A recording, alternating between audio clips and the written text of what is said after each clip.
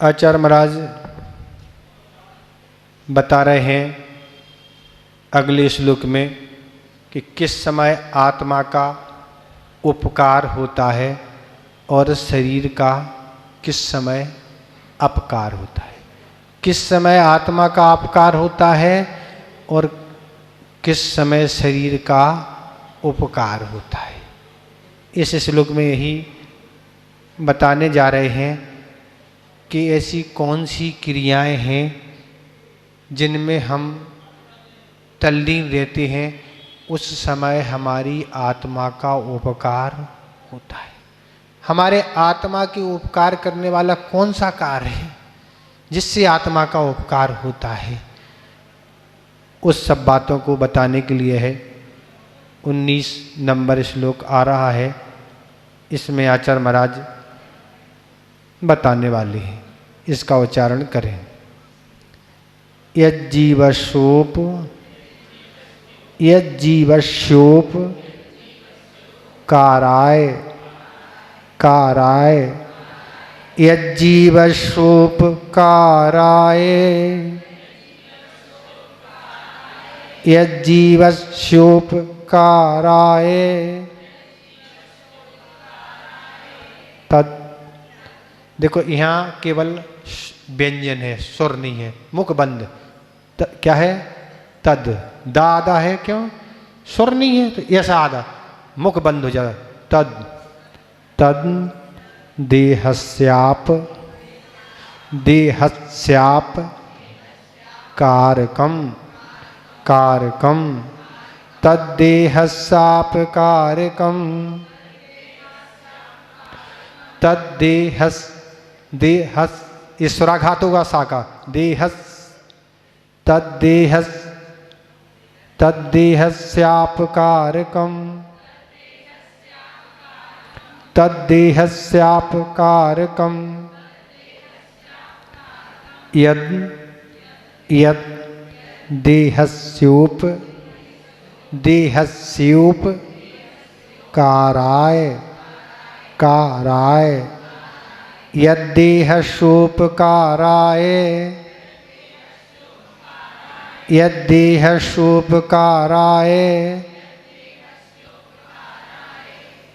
तज जा तज जीवस्याप जीवस्याप जीवस्याप। सुराघात होगा साका। जीवस्याप कारकम कारकम तद जीवस्यापकारकम तज्जीवस्यापकारकम। सबसे पहले समझे पहला चरण। यच पढ़ लिया, या और जा, यज हो गया और जी बस आधा सा हो गया, जी बस। ठीक है, जी बस। और फिर सा पढ़ लें, श्यूप जी बस श्यूप काराय। हो गया सुराघात। ऐसी तो सुराघात करना। यज्जीवस श्यूप काराय यज्जीवस श्यूप काराय तद तद देहस। ठीक है, सुराघात हो गया। देहस श्याप।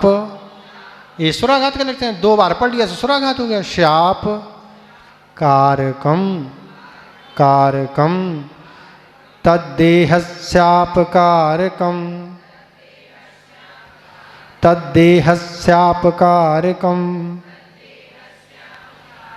यद यद देहस देहस श्योप श्योप काराय। अब अगर सुराघात नहीं करें तो देहस पढ़े यूप पढ़ना पड़ेगा। सुराघात नहीं होगा तो यूप पढ़ना पड़ेगा। इसे यद देहस्योप काराय तज तज जीवस जीवस श्याप श्याप श्याप कारकम कारकम तद तज्जीवस्यापकारकम् तज्जीवस्यापकारकम्। हो गया उच्चारण? अच्छे से हो रहा सभी से? कोई दिक्कत नहीं? सबसे सरल श्लोक है, कोई कठिन काम ही नहीं है इनमें। कौन सा कठिन काम है बताओ? ध्यान देने वाली बात है। हम क्या पढ़ रहे हैं ये ध्यान देना है, ठीक है। अर्थ देखें क्या कह रहे हैं आचार्य महाराज। माने यत माने जो, जीवस्य उपकारकम, जो व्रत उपवास सामायिक एवं स्वाध्याय आदि कार्य उपकारकम, उपकाराय आत्मा की उपकार करने वाले हैं। तो कह रहे हैं तद देहस्य अपकारकम, वह शरीर का अपकार करने वाले हैं, अर्थात शरीर को क्षीण करने वाले हैं, कमजोर बनाने वाले हैं। यत देहस्य उपकाराय, वो जो शरीर का उपकार करने वाले हैं अर्थात शरीर को हष्टपुष्ट करने वाले हैं। तज्जीवस्य अपकारकम, वह आत्मा का अपकार करने वाला है। एक ही काम होगा, जब शरीर का उपकार होगा तो क्या है? आत्मा का अपकार होगा। जब आत्मा का उपकार होगा तो शरीर का अपकार होगा। पर अपन को तो दोनों को बना के चलना है, इसका भी उपकार करना है। एकदम से अपन ने ज़्यादा खींच दिया, महाराज उपकार ही होता है तो भोजन करना बंद करो, उपास ही चालू कर दो, तो क्या होगा? शरीर का नहीं होगा उपकार, किसका? आत्मा का उपकार होगा। पर समता जब होगी, जब होगा। और रिकॉर्ड बनाने की बात है महाराज, हमें तो ज़्यादा से ज़्यादा उपास करना है, और अगर मरण हो गया तो असंयम में जाके जन्म होगा। पर वहाँ क्या उपकार होगा? आत्मा का कोई ज़्यादा उपकार नहीं, वहाँ तो कोई संयम है नहीं, सो वहाँ तो आत्मा का नहीं, शरीर के उपकार में लगे रहो। तो ये कहने वाले हैं, क्या कहने वाले हैं सबसे पहले समझें। तो आत्मा का उपकार कैसे होगा? तो जो व्यक्ति महाव्रत और अणुव्रतों को धारण करेंगी तो उससे क्या होगा? आत्मा का ही उपकार होगा। महाराज कैसे? तो आचार्य महाराज कह रहे हैं जब व्यक्ति इन व्रतों को अंगीकार धारण कर लेता है तो आत्मा का उपकार कैसे होता है? तो आत्मा में जो अनादि काल से पाप कर्मों का स्टॉक रखा हुआ है, व्रत लेने से क्या होगा? वह पाप कर्म क्या होगा? वृत्ति बनने से क्या होगा? असंख्यात गुनी कर्मों की निर्जरा। सम्यक दर्शन जब होता है तो उस समय ही केवल असंख्यात गुनी कर्म निर्जरा होती है। पर महावृत्ति और वृत्ति बन जाने से क्या होगा है?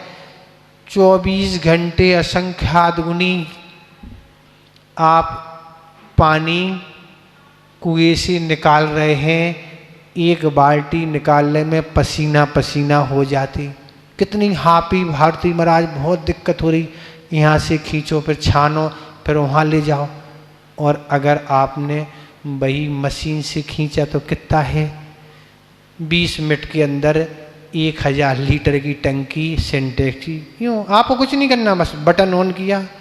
तो ऐसी निर्जरा होती है कि यहाँ घंटों में जो पानी भरना है, महीनों में जो भरना है, वह बड़ी बड़ी हार्स पावर मोटर से मिनटों में भर जाता है। इतनी बड़ी बड़ी सरकारी टंकियाँ जो बनाई जाती हैं भर जाती हैं। सोचो तुम, अब एक कुआ है, बता रहे थे उस दिन बताने, खाली कर दिया, महाराज 3 घंटे के अंदर भर जाएगा। तो भरने में समय कब है? जब झिर अच्छी है। तो ऐसे ही आचार्य महाराज कहने वाले इस श्लोक में यही बातें हैं कि वृत्ति की ऐसी असंख्यात गुनी पाप कर्म की नजरा, पुण्य की नहीं होती है। किसकी? पाप कर्म जो पड़े हुए हैं वो आत्मा से निकल रहे हैं। और क्या हो रहा है व्रतों से? और क्या हो रहा है? पाप कर्म का आना बंद हो गया। अब तप संबंधी शंबर हो गया, 5वें गुणस्थानधारी या 6ठे सदे हैं। अब तक संबंधी उस गुणस्थान संबंधी उनको पाप कर्म का आना नहीं होगा, क्योंकि सावधान है ना। अदबा तदा मन वचन काय से कुछ कार्य नहीं करेगा, अदबा दबा नहीं सोचेगा, पूरी सावधानी हर कार्य में रखेगा। क्योंकि भाई उसको क्या है, याद है हमारा व्रत है ना, हम हिंसा नहीं कर सकते, ऐसी हिंसा नहीं कि अब चतुर्दशी का दिन है, सांप आ गया, भैया ये तो लाठी है, ये सांप हमारी चतुर्दशी है, इसको व्रत का स्वरूप नहीं कहा। कृत कार्य तो अनुमोदना तीनों से हमारी हिंसा का त्याग है। तो ये आचार्य महाराज कह रहे भाई उसकी जो प्रवृत्ति समीचीन होती है, इसलिए पाप कर्म की निर्जरा भी चल रही है, पाप कर्म का आना भी बंद हो गया और पुण्य की झड़ी लगी है और खूब सारा पुण्य आ रहा है महाराज। इस पुण्य का कब पता लगता है, जब हमारा वह पुण्य उदय में आता है, जब समझ में आता अरे लोग तो तरस रहे हैं और हम पर प्रभु की कृपा बरस रही है, कैसा तीव्र पुण्य का उदय है, सारी अनुकूलता है, सब कुछ सुख सुविधाएं हैं और सारी तरह की धर्म ध्यान की हमारी अनुकूलता है। तो ये उसका महत्व व्रतों का जब समझ में आता है, जब वह पुण्य हमारे सामने उपस्थित होता है। अनेक कथानक प्रतमान युग के जो आदि हैं, अब आप ये देख लो कि पूर्व पुण्य के उदय से ही सारी अनुकूलताएं बनी। वहाँ कौन जानता तुम सीता हो कौन हो, ऐसे तो हजारों राजघराने की हैं रानियां और सीता, कौन को क्या पड़ी ना। अगर पुण्य है तो सब है, कौन आपत्ति बोल लेना, अभी फंस जाएंगे, कोई सोचेगा और कोई अगर अपवाद लगा देगा तो और फंस जाएंगे, इसलिए भैया दूर से ही रहने दो, हमें नहीं करना। पर आचार्य कहते पुण्य का उदय होता है तो सारी अनुकूलताएं बनती हैं। तो इसमें कह रहे पाप कर्म का रुक गया, अच्छी क्वालिटी का पुण्य संचय हो रहा, आत्मा सुखी बनाने का ये क्या है उपक्रम। आचार्य महाराज क्या कहने हैं, इससे आत्मा सुखी बन रही। तो इसमें क्या हो रहा है, जो कार्य किसी है आत्मा के उपकार करने वाले, कौन से व्रत आत्मा का उपकार करने वाले हैं। क्यों हैं, दुर्गति में जाने नहीं, उपकारी होना है, नरक भी नहीं जाना, तिरंच भी नहीं बनना और मनुष्य भी नहीं बनना। कहाँ बनना, वैमानिक देवों में ही उत्पन्न होना। रिजर्व सीट है, यहाँ नहीं कि यहाँ की सीट वहाँ ले लें अपन, ट्रेन में अपन ने रिजर्वेशन कराया दूसरा, वहाँ ऐसा सब देवों में अव्यवस्थाएं नहीं चलती, कोई कहीं भी कुछ कर ले, ये नहीं। वहाँ सब व्यवस्थाएं उठा पटक करने वाली है ना वहाँ, तो वहाँ वो भी हैं, सब उतनी व्यवस्था है, पुलिस जैसी व्यवस्था वहाँ भी सारियाँ हैं। तो कहते हैं तो इस तरह से वह देवों में जाना है। और क्या है फिर, अब तो अपने पास हमने जब देवों का वर्णन किया तो कुछ वर्णन छूट गया था, उसमें हम कभी कर देंगे, अभी नहीं।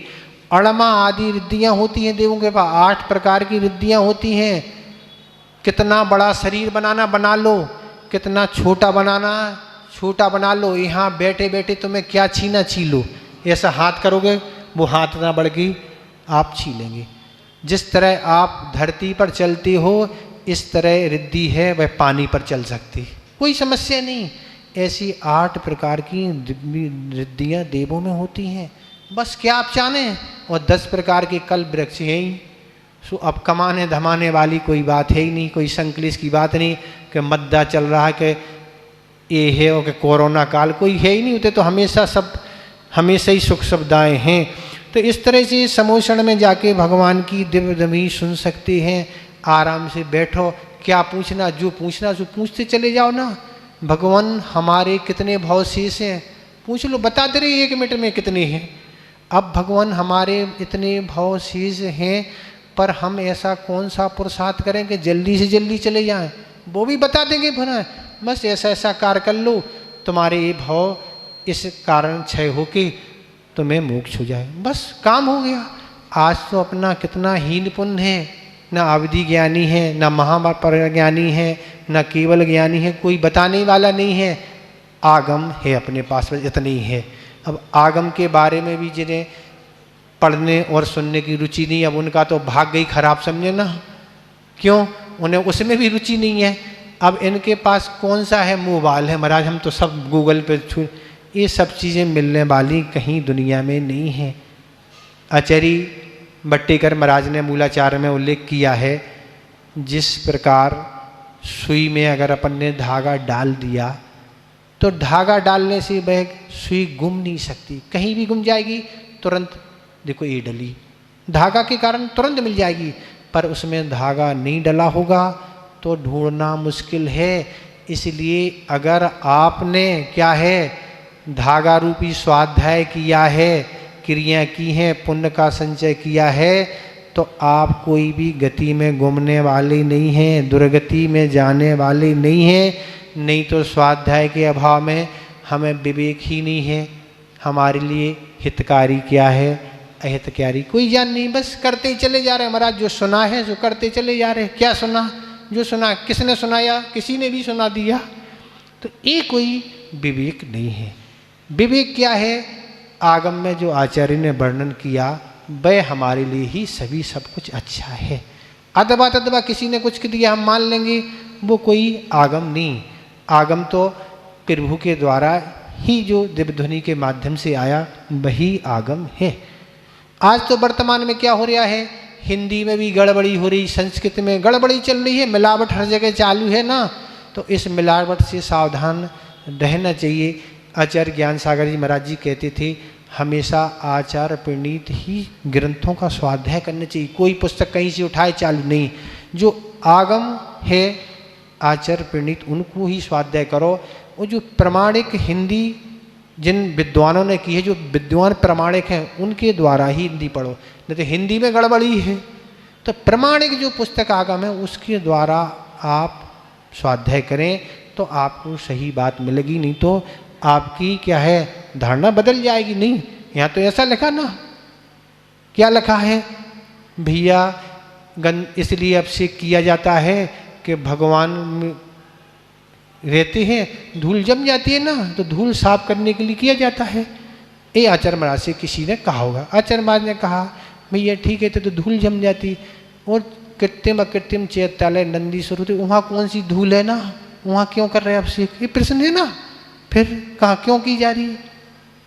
तो ऐसी ऐसी धारणा लोग बदल रहे हैं, पर नहीं, हम उन प्रभु का जो शरीर है, प्रभु हैं भैया, उनकी चरण रज हमारे इस मस्तक पे लग जाए, इससे बड़ा क्या पुण्य होगा ना।